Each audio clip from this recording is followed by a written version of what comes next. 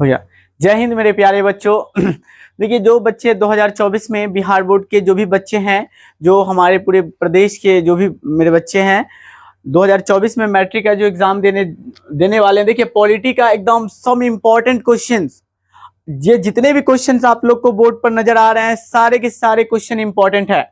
आप मेरा एक बार सेशन को अच्छी तरह से देख लीजिए और एग्जाम में जब बैठिएगा उसके बाद देखिएगा कि कितने अच्छे से आप लोग का जो एग्जाम जाता है और आपका पेपर जाता है। ठीक है, उसके बाद आप कहिएगा कि नहीं सर, आप जो बताए थे वो बहुत अच्छा गया। तो जो भी हम क्वेश्चंस आप बोर्ड पे जो भी देख रहे हैं, सारे क्वेश्चन इंपॉर्टेंट है और हर एक साल कोई ना कोई क्वेश्चन पूछा गया है। तो पॉलिटिकल साइंस में चलेंगे, जो क्लास 10th के बच्चे हैं जो 2024 में तैयारी करेंगे। देखिए, बहुत बच्चों का आदत खराब होते जा रहा है, फोन का ज्यादा यूज कर रहे हैं, इधर उधर ज्यादा कर रहे हैं, वो सब ना करें। ठीक है, आम गए, अमरूद गए, अंगूर खट्टे रह गए और सारे आशिक मर गए, उल्लू के पट्टे रह गए। ठीक है, देखिए तो वो सब चीज पर ध्यान नहीं दीजिए, अपना पढ़ाई पर ध्यान दीजिए, सेल्फ स्टडी जितना हो सके उतना ज्यादा कीजिए। ठीक है, ये जो भूत जो चढ़ा हुआ है ना दिमाग में, ये भूत को हटा दीजिए। ठीक है, निकाल के फेंक दीजिए। देखिए, हम पहले क्वेश्चन पर चर्चा कर रहे हैं। देखिए, मोस्ट इंपॉर्टेंट क्वेश्चन आप लोग के सामने, संघ राज्य की विशेषता नहीं है। तो संघ राज्य की विशेषता नहीं है, तो देखिए आपसे 4 ऑप्शन पूछे जाएंगे कि संघ राज्य की विशेषता नहीं है। आपका जो राइट आंसर होगा वो एकहरी शासन व्यवस्था। ये संघ राज्य की विशेषता नहीं है, एकहरी शासन व्यवस्था। ठीक है, देखिए संघ सरकार का उदाहरण है। ये क्वेश्चन आपसे कई बार पूछा गया है, बिहार बोर्ड के एग्जाम में कई बार पूछा गया है कि संघ सरकार का उदाहरण है, तो याद रखिएगा अमेरिका। ठीक है, संघ सरकार का उदाहरण है अमेरिका। भारत में संघ एवं राज्यों के बीच अधिकारों का विभाजन कितनी सूचियों में किया गया है? आप लोग थोड़ा सा दिमाग को कांस्टेंट कीजिए, और आप लोग को बताए थे कि हमारे भारत के अंदर जो सूचियां हैं वो 3 सूची हैं। तो कौन कौन सी सूची? तो भारत में संघ और राज्यों के बीच के अधिकारों का विभाजन 3 सूचियों में किया गया है। पहला है संघीय सूची, राज्य सूची, समवर्ती सूची। ठीक है, देखिए संघीय सूची के बारे में बताए थे। ये जो संघीय सूची होता है, इस पर जो नियम और कानून बनाए जाते हैं वो सेंट्रल गवर्नमेंट जो होते हैं ना, केंद्र सरकार कानून बनाती है। ठीक है, केंद्र सरकार कानून बनाती है। उसके बाद आप लोग को बताए थे राज्य के बारे में। ठीक है, राज्य सूची, तो राज्य सूची जो होती है तो ये राज्य सरकार, स्टेट गवर्नमेंट जो होती है ना, राज्य सरकार इस पर कानून बनाती है। और आपका जो ये लास्ट वाला समवर्ती सूची है, समवर्ती सूची जो आपका है, इस पर सेंट्रल गवर्नमेंट और स्टेट गवर्नमेंट दोनों मिलकर कानून बनाती है। याद रखिएगा कि इस पर जो होंगे केंद्र और राज्य दोनों, केंद्र और प्लस राज्य दोनों कानून बनाती है। ठीक है, इसको भी नोट एकदम ध्यान में रखिएगा कि संघीय सूची के अंतर्गत केंद्र, सिर्फ सेंट्रल गवर्नमेंट जो होगी वो कानून बनाएंगे। राज्य स्टेट गवर्नमेंट होगी वो राज्य सूची में बनाएंगे। और जो हमारे समवर्ती सूची है उस पर केंद्र और राज्य यानी सेंट्रल और स्टेट दोनों सरकार क्या करेगी? कानून बनाएगी। ठीक है, देखिए अगले क्वेश्चन की तरफ चलेंगे कि जब हम लैंगिक विभाजन की बात करते हैं तो हमारा अभिप्राय क्या होता है? कि जब हम लैंगिक विभाजन, समझ रहे हैं, लिंग के आधार पर जब हम भेदभाव करते हैं, आपस में बांटते हैं, समाज को तोड़ते हैं, तो हमारा अभिप्राय क्या होता है? कि समाज के द्वारा, आंसर सुनिएगा, समाज द्वारा स्त्री और पुरुषों को, ठीक है, क्योंकि लैंगिक जानते हैं कि लिंग के आधार पर भेदभाव करना। ठीक है, समाज में अभी भी प्रथाएं हैं कि अगर जब बच्चे लड़के पैदा होते हैं तो लोग बहुत उत्साह और बहुत खुशी और उमंग के साथ खूब खुश रहते हैं, लेकिन जब बेटी होता है तो उसको बोझ बांधते हैं। यार कैसे इंसान हो कि वो बेटी है जिसकी वजह से आप हो, हम हैं। अगर सपोज कीजिए कि मेरी मां नहीं होती तो हम कैसे होते हैं? हो पाते क्या? कभी नहीं हो पाते।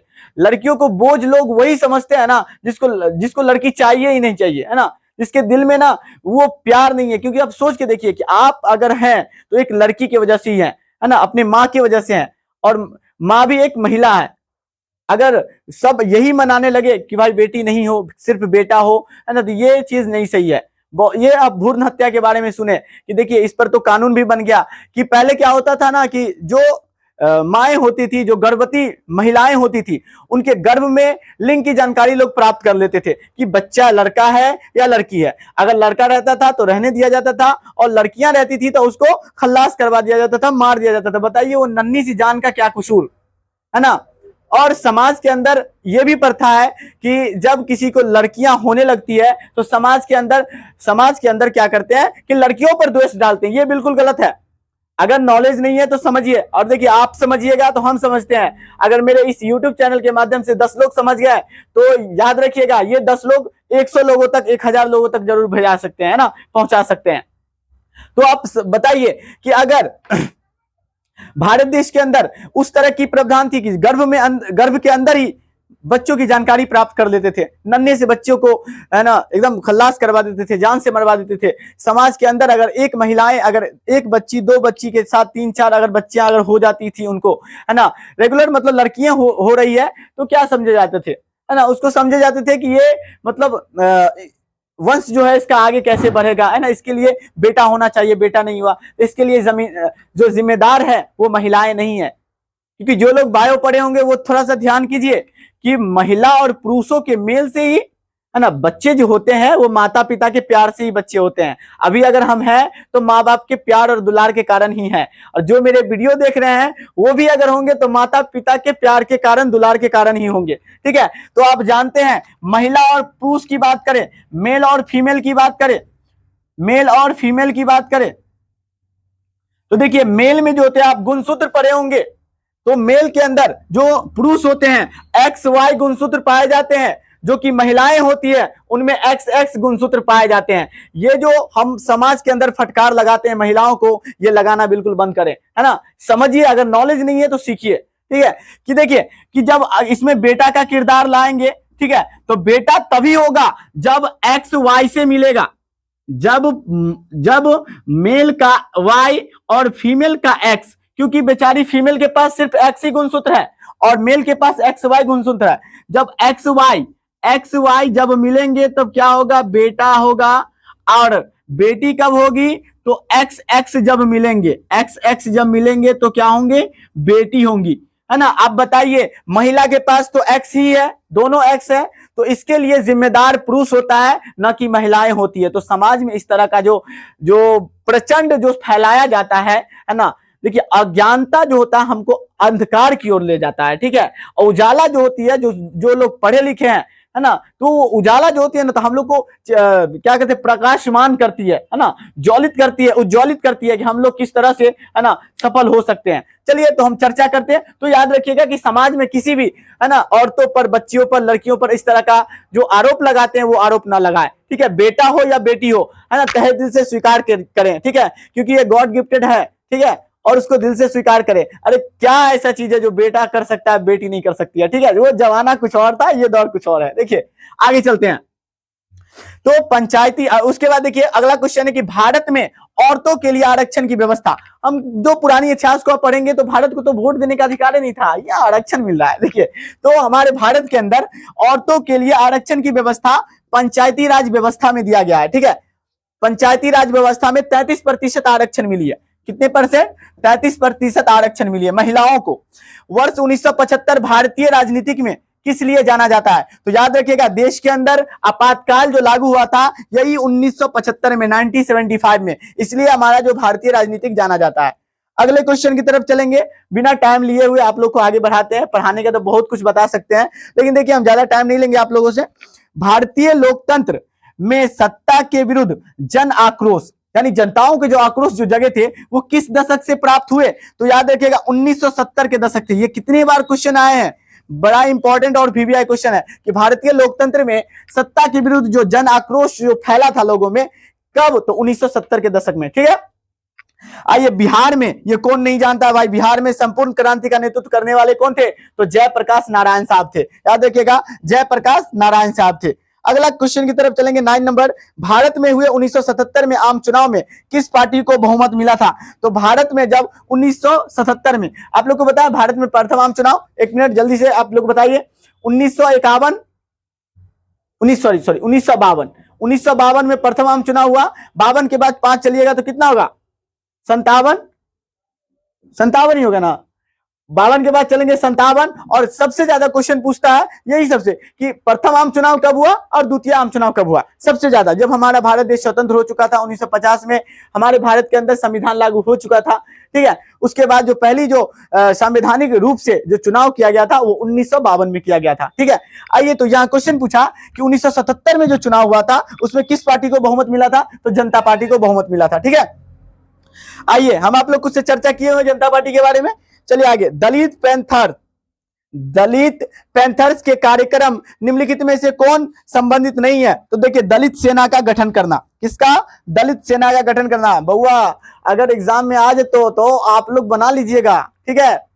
बिहारी थोड़ा सा क्या है ना कि बिहार में है ना, और सभी बिहार वासियों को, बिहार के जो भी बच्चे हैं उन सभी के उज्जवल भविष्य की हम कामना करते हैं, कि मनाते हैं कि गॉड आप सभी बच्चे जो 2024 में सब बच्चे जो भाग लेने जा रहे हैं एग्जाम में, सबका एग्जाम अच्छा जाए और सब अच्छे स्कोर करें। ऑब्जेक्टिव में अगर आपका स्कोर अच्छा हो जाएगा ना, तो सोच लीजिएगा आपका स्कोर वहां तक पहुंच जाएगा जहां तक आप ले जाना चाहते हैं, ठीक है।